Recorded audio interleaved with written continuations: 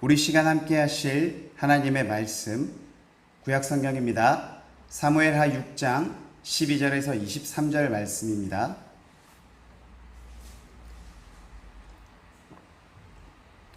사무엘하 6장 12절에서 23절의 말씀을 한 절씩 읽도록 하겠습니다. 어떤 사람이 다윗 왕에게 아뢰어 이르되 여호와께서 하나님의 궤로 말미암아 오베데돔의 집과 그의 모든 소유에 복을 주셨다 한지라.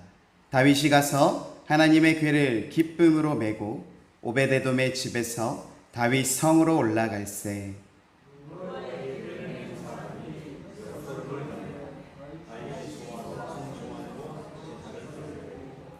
다윗이 여호와 앞에서 힘을 다하여 춤을 추는데 그때 다윗이 배 에봇을 입었더라.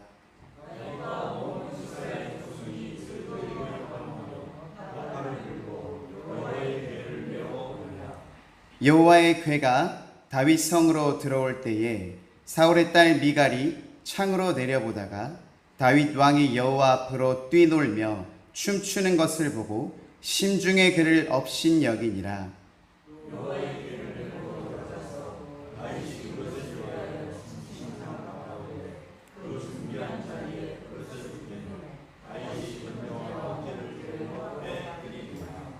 다윗이 번제와 화목제 드리기를 마치고 만군의 여호와의 이름으로 백성에게 축복하고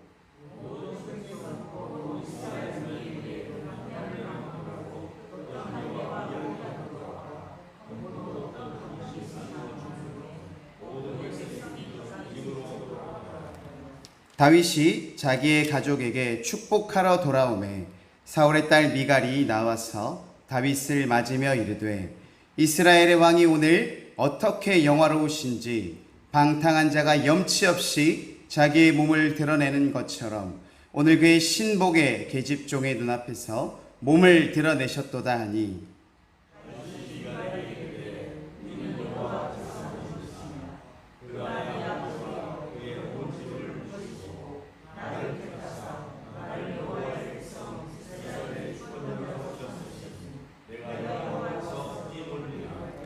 내가 이보다 더 낮아져서 스스로 천하게 보일지라도 내가 말한 바 계집종에게는 내가 높임을 받으리라 한지라.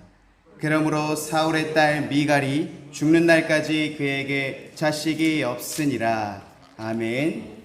거룩하신 주 하나님 아버지, 오늘도 우리에게 거룩하신 주일날 또한 오후 예배를 드릴 수 있게 해주심을 감사드립니다. 하나님, 이것이 정말 우리에게 큰 축복과 은혜인 줄 믿습니다. 예배를 통하여서 하나님을 만나고 예수님을 만나며 성령님을 만남으로 인해서 우리가 세상을 이길 힘을 얻고 우리의 지치고 피곤한 마음의 쉼을 얻으며 영혼의 양식을 얻어가는 줄 믿습니다. 이것이 우리의 삶에 있어서 얼마나 큰 은혜이자 축복인지 하나님 깨닫는 시간 되게 하여 주시옵시고, 우리가 다른 사람들 앞에서 하나님 기뻐하는 것이 아니라 오직 하나님 앞에서 기뻐하며 춤추며 뛰놀며 하나님께 기쁨이 되는 영광스러운 자녀들이 될 수 있도록 이 시간 말씀을 깨닫는 은혜를 더하여 주시옵소서. 하나님, 선포되는 말씀으로 하나님 결단하는 시간 되기를 소망하며 살아계신 주 예수 그리스도의 이름으로 기도드립니다. 아멘. 할렐루야. 우리 앞뒤 좌우 사람과 인사 한번 하겠습니다. 주님의 이름으로 환영합니다. 한 번 더 인사하겠습니다. 감사하는 한 해가 됩시다. 아멘. 좀 피곤하시죠? 자, 어깨도 한번 좀 돌려보시고요. 안 피곤하세요? 감사합니다. 아멘. 할렐루야. 하나님께서 함께 하십니다. 자, 우리 박수도 한번 좀 쳐볼까요? 자, 제가 시작하면 치시면 됩니다. 5번만 칠게요. 시작. 네. 감사합니다. 좀 이렇게 피가 도십니까? 예.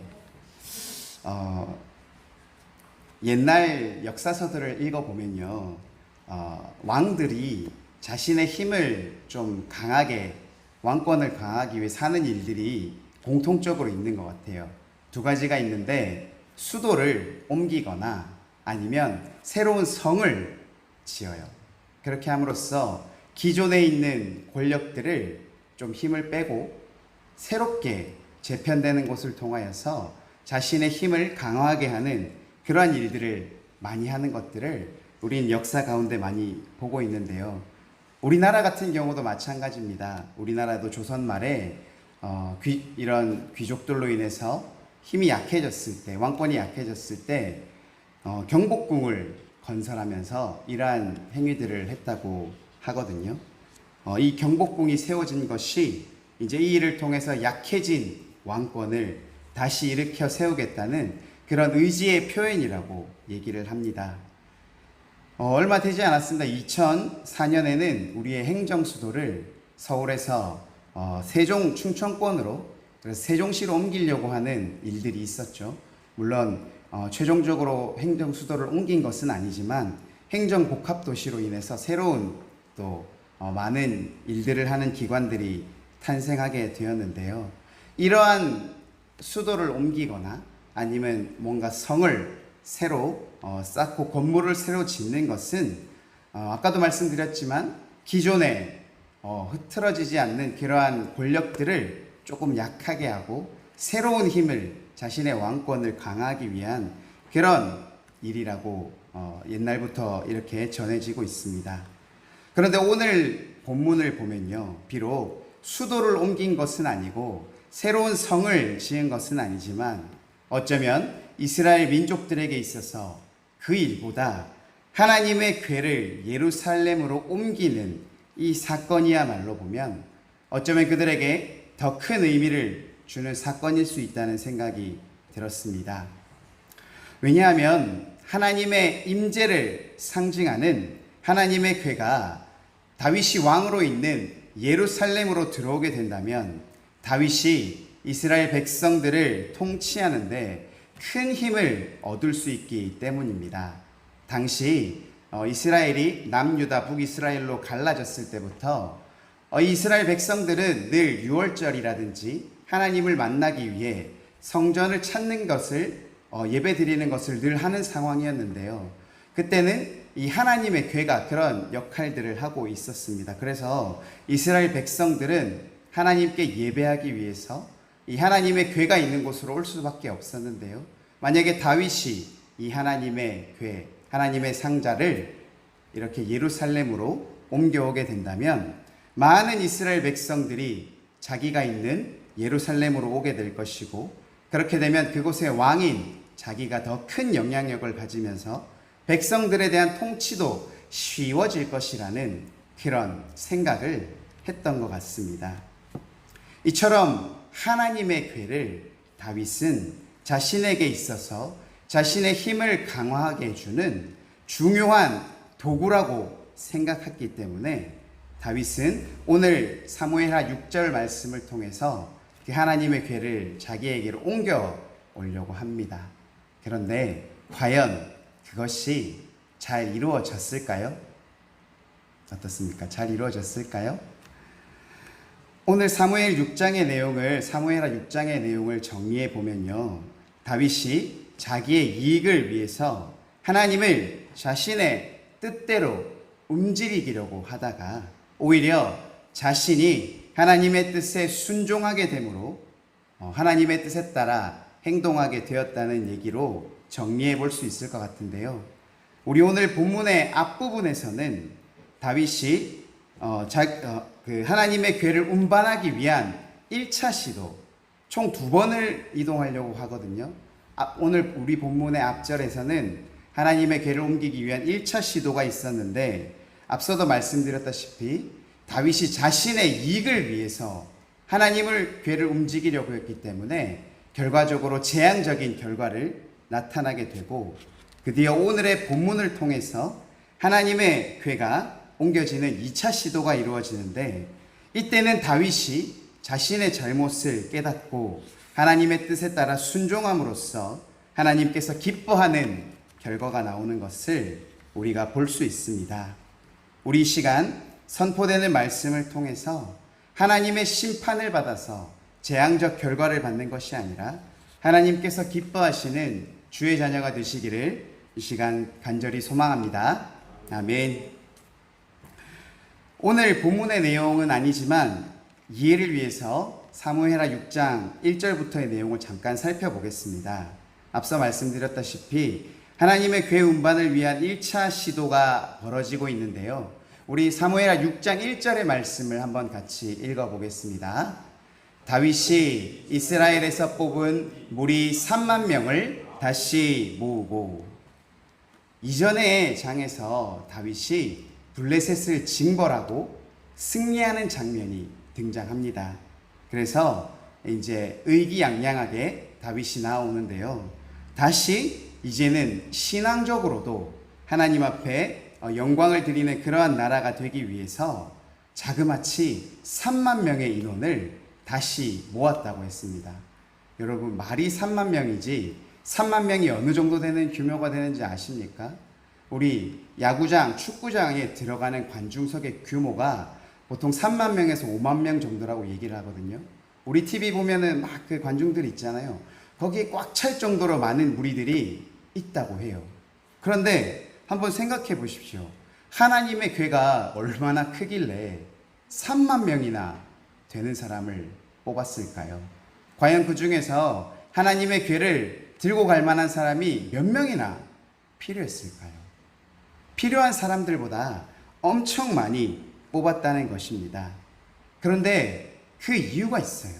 다윗은 앞서도 말씀드렸다시피 이 하나님의 궤를 자기가 있는 곳으로 옮기는 것을 통해서 이스라엘의 민족들이 이 일을 주목하기를 원했어요.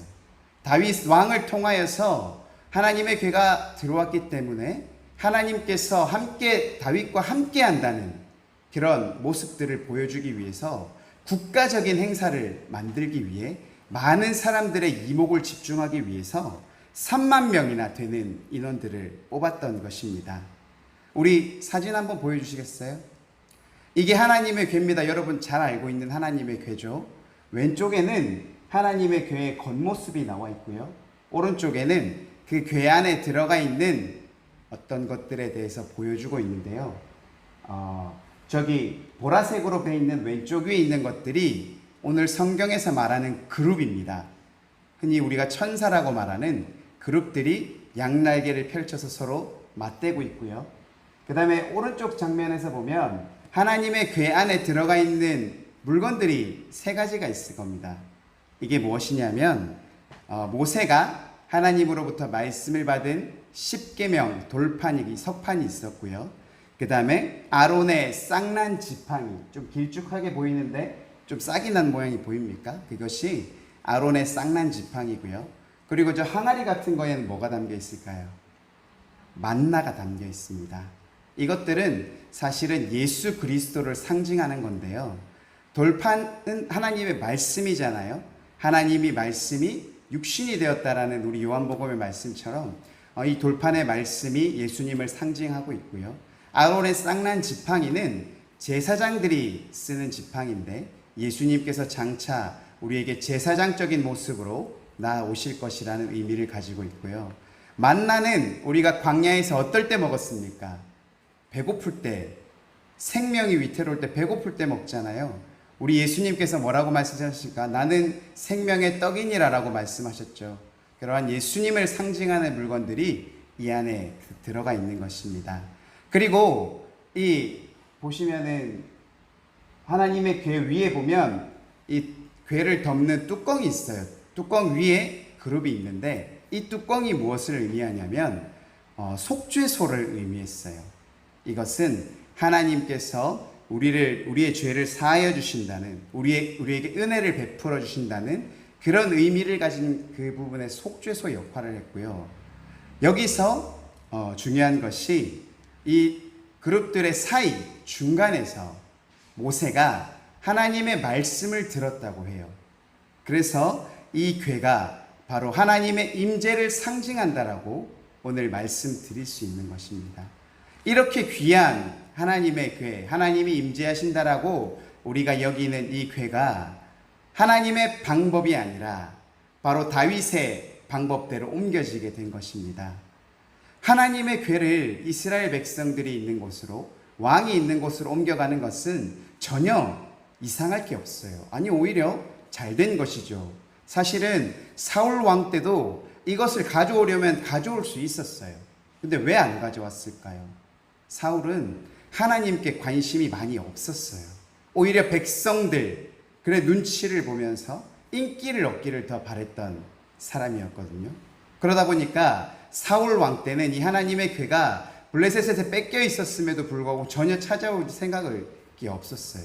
그런데 오늘 다윗은 하나님의 궤를 자신에게로, 이스라엘 백성들에게로 가져오려고 하는, 어떻게 보면 선하고 훌륭한 목적을 가진 일처럼 보이고 있었다는 것입니다.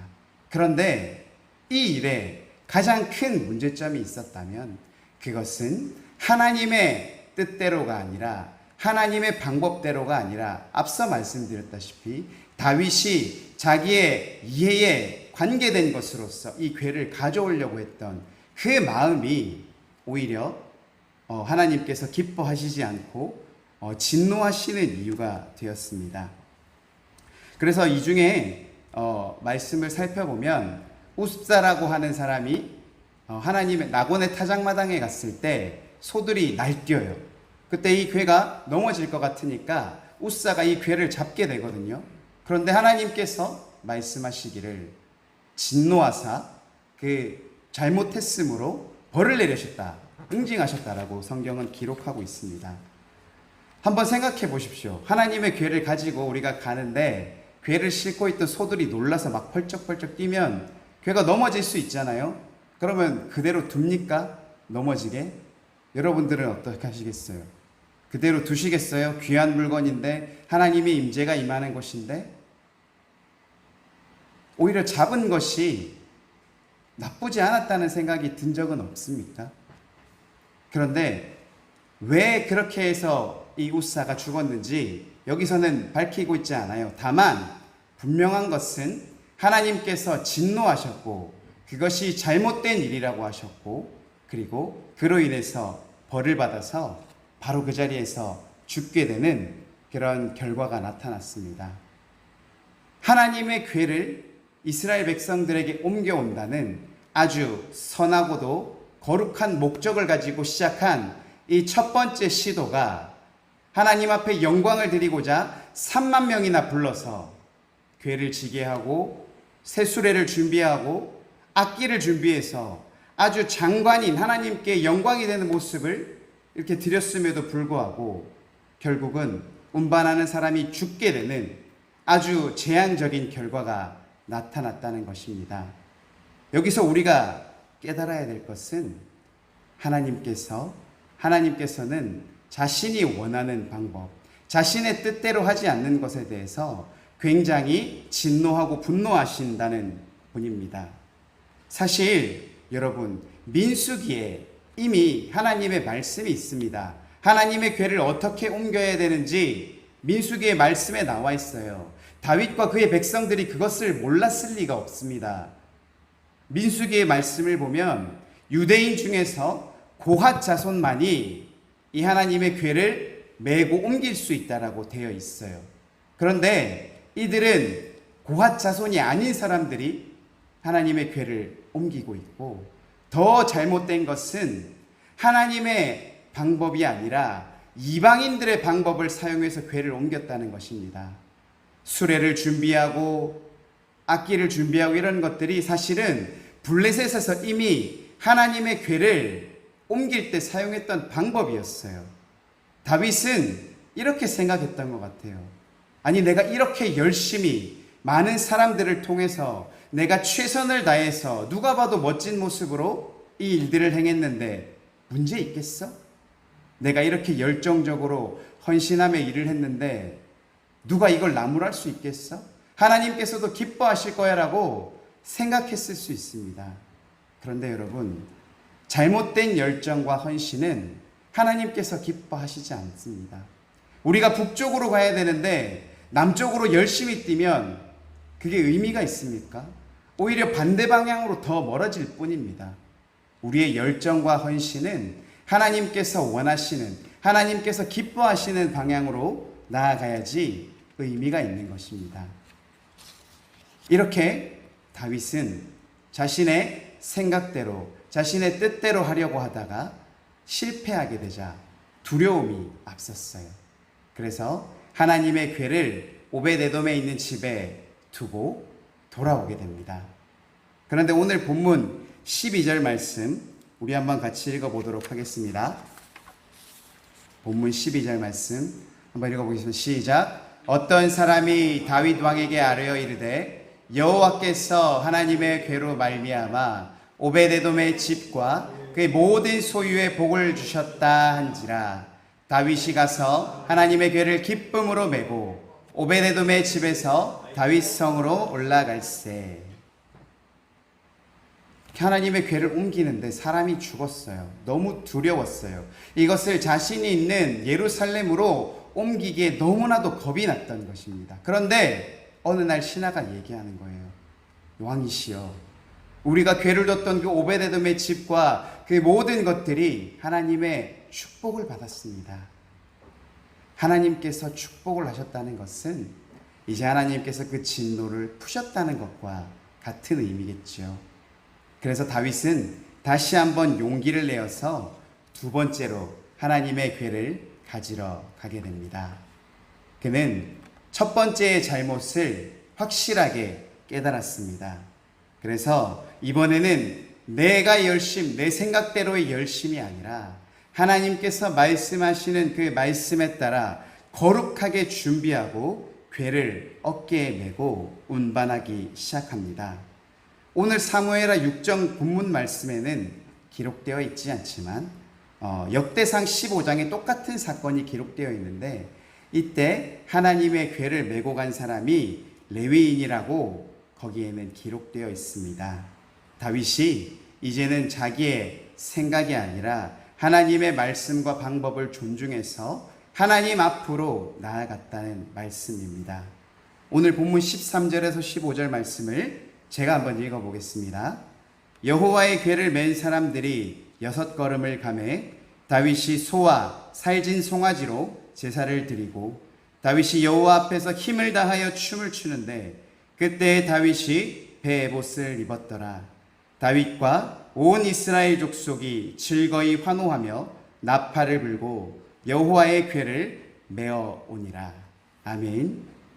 하나님을 경외하게 된 다윗은 하나님의 궤를 옮겨도 이제는 문제가 없다는 것을 확인하게 되었습니다. 그래서 이제 하나님의 궤를 메고 돌아오게 되는데요. 이제 그는 하나님께서 임재하시는 이 하나님의 궤가 더 이상 자신에게 두렵고 떨리는 일이 아니라 감사하고 기쁜 일이라는 것을 깨닫게 되었습니다. 이러한 감사와 기쁨은 오직 하나님의 자녀들만이 누릴 수 있는 특징입니다. 하나님의 뜻대로 이루어지는 것을 바라볼 때 기쁨이 느껴진다면 그것이야말로 우리 그리스도인들의 믿음을 가진 자들의 특징이라고 할 수 있을 것입니다.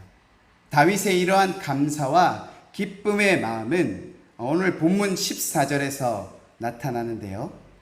다윗이 여호와 앞에서 힘을 다하여 춤을 추는데, 그리고 본문 16절 말씀입니다. 다윗 왕이 여호와 앞에서 뛰놀며 춤추는 것을.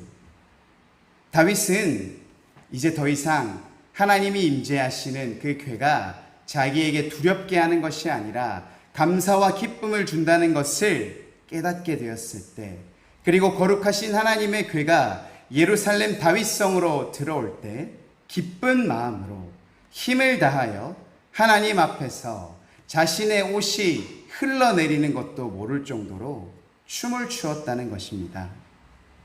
당시에 다윗이 입고 있었던 옷이 어떤 옷인지 아십니까? 성경에는 베에봇이라고 되어 있습니다. 여러분, 에봇은 제사장들이 입는 옷입니다. 위에서부터 아래까지 통짜로 되어 있는 옷이라서 움직이기가 매우 불편한 옷이죠. 이 옷을 입고 춤을 추기에 적당한 옷이 아니었습니다. 아니, 오히려 불편할 정도의 옷이었습니다. 또한 그는 이스라엘의 왕이었습니다. 왕으로서 백성들이 자신을 보고 있음에도 보고 있음에도 아랑곳하지 않고 자신의 몸이 드러날 정도로 옷이 흘러내렸음에도 불구하고 춤을 추었다는 것입니다. 이는 그가 오직 하나님 앞에서 하나님께서 임재하심으로 나와 함께하여 주실 때 감사와 기쁨이 충만하기 때문에 그의 상황과 여건과 체면과 자존심을 모두 내려놓았기에 가능한 일이 아니었겠습니까? 사랑하는 삼관교회 성도 여러분, 그리고 오늘 말씀을 함께 듣는 모든 여러분, 여러분들의 그러한 모습들이 하나님 앞에서 기쁨이 되기를 소망합니다.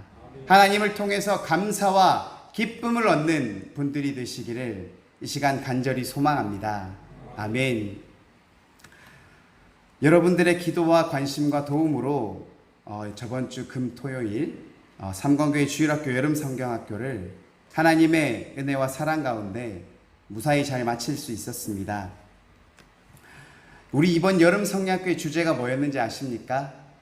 바로 코람데오, 하나님 앞에서 예배해요 라는 주제와 말씀이었습니다. 이 말씀을 보면서 저는 우리 작년 성도들도 이 말씀을 함께 나눴으면 좋겠다는 생각이 들어서 사실 오늘 이 말씀을 준비했습니다. 물론 아이들은 아이들의 수준에 맞는 말씀으로 전달이 되었고요. 우리는 예배를 통해서 하나님을 만나고 예수님을 만나고 그로 인해서 하나님이 찾는 자는 누구신가? 하나님 앞에 예배하는 자라는 것을 아이들과 함께 나누었는데요. 여러분 혹시 여름성경학교에 참석해 본 적이 있으십니까? 거기에 여름성경학교 하면 어떤 생각이 떠오르십니까? 저는 율동이 제일 먼저 떠올라요. 이게 제가 율동이라고 하는 단어는 사실 교회 다니지 않은 사람은 잘 모르는 단어 같아요. 잘 쓰지도 않고 아는 사람들만 아는 단어 같은데 제가 이 율동이 떠오른 이유는 제가 이걸 잘해서 그런 건 아닙니다. 제가 좀 잘하게 생겼죠. 율동을 참 되게 그렇게 안 보시는 분들이 있는데 제가 겉으로 보기에 잘한다는 소리를 좀 들었습니다. 그렇지만 사실 잘 못했어요. 너무 사실은 하기 싫었어요. 여름 성경학교 중에 딱 하나 싫은 게 있으면 율동시키는 거였어요. 저는 이제 여기 경상도잖아요. 경상도 부산에서 태어났기 때문에 부산에서 태어난 남자로서 되게 쑥스러움이 많았어요. 남자로서 이런 좀 부끄러운 일들을 잘하는 걸 너무너무 싫어했었어요. 찬양하는 거, 레크레이션, 그 다음에 활동하는 거, 그 다음에 우리 식사 전에 말씀 암송도 많이 했었거든요.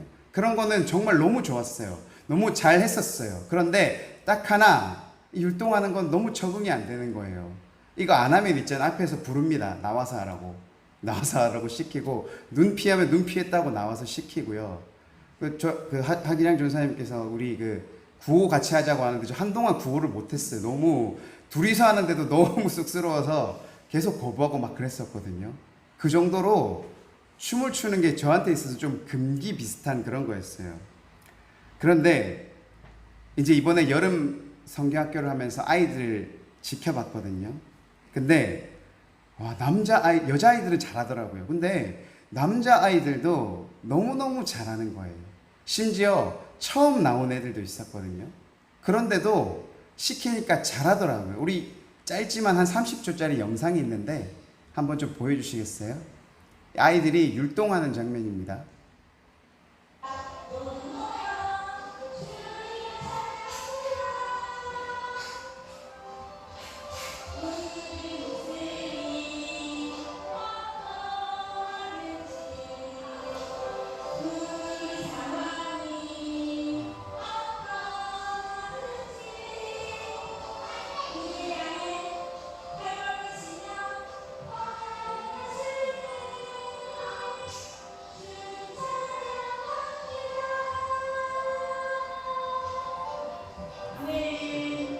여러분 참고로 저 제일 앞에 있는 저 회색 옷 입은 분이 누구 딸인지는 모르겠는데 안 시켰어요.